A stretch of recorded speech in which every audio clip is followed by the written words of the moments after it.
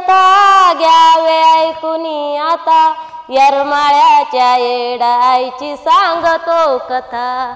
ओ येरमाळ्याच्या येडाईची सांगतो कथा। पुत्र नितक होता आंबा भक्त तो होता, ऐका बाळ अंबिकेची सांगते कथा।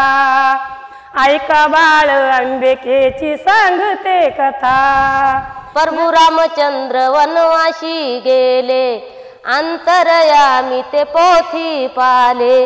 रावणाला तितकेच निमित्त झाले, पाप मनात जाग्यावर आले।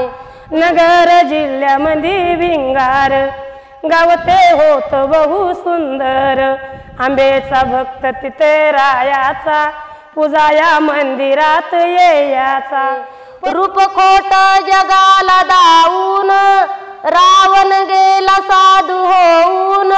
सीतामायेच्या कोटी येऊन, जपतीचा चालू होताना हून। वाढमाय भिक्षा आरोळी आली, देण्यास भिक्षा सीतामाई आली। लक्ष्मण रेषेची आठवण झाली, कशी ओलांडू मनात भ्याली। पती आणि पत्नी होते सुखात, दोघेही आंबे चरणी लागत। वंशाला दीप होते मागत, आशेवर दोघे होते जगत। तळेचा खेद होता मनात, तळेची निंदा चाले जनात।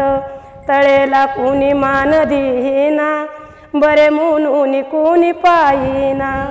रावण मागे भिक्षा वाकून, सीतामाई वाडे रेषा राखून। पाप मनात रावण झाकून, बोले तुझी भिक्षा दे ग टाकून। कोडे सीताच्या मनी कसे सुटावे आता, येरमाळ्याच्या येडाईची सांगतो कथा। हो येरमाळ्याच्या येडाईची सांगतो कथा। पुजारी होता म्हणत झुरत, पुजारी होता म्हणत झुरत। चिंता गेली वरच्या थळाला, लेकरांना विजुन्या घराला। रिसांत स्वप्नामध्ये मिळाला, झोपेमध्ये तो हा गडबडला। यावे अंबिका तो बडबडला।